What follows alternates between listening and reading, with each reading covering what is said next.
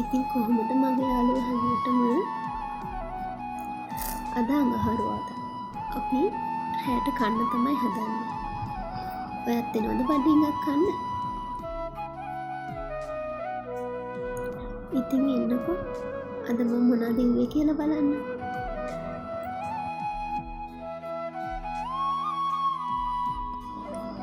අද මම වැව් මාළු මිරිසට හදලා, පරිප්පු වලට මුරුංගේ කොළ දාලා කිරට හදලා පොල් සම්බෝල හැදුවා.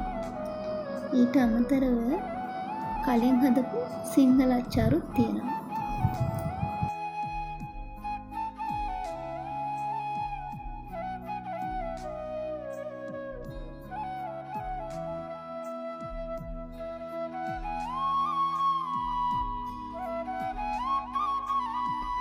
ඔයාලා දන්නවද යාළුවනේ, මේ මුරුංගු කොළ කියන්නේ ගොඩාක් උණ කෑමක්.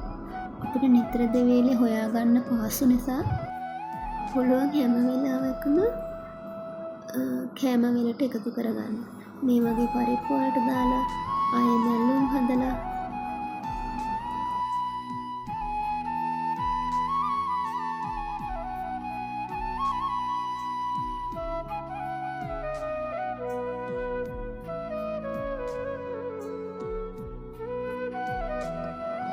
උණු බත් එක්ක වැව් මාළුයි පොල් සම්බොලුයි එක්ක බත් කන්න පුළුවන් බඩ පැලෙන්න.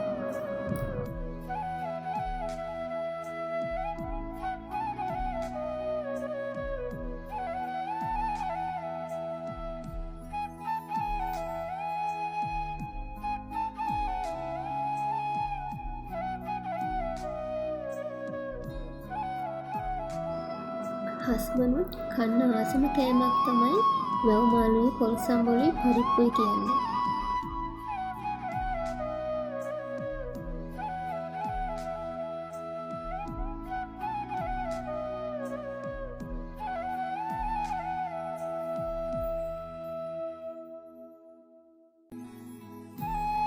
හස්බන්ඩ්ට කෑම එක පෙන්නලා දීලා එයා කද්දි මමත් කෑම කරන් ඇවිල්ලා එහෙම වාඩි වුණා ටීවී එක බලන ගමන්ම කන්න. එහෙනම් ගිහින් එන්න පරිස්සමින් සතුටින් ඉන්න. තෙරුවන් සරණයි.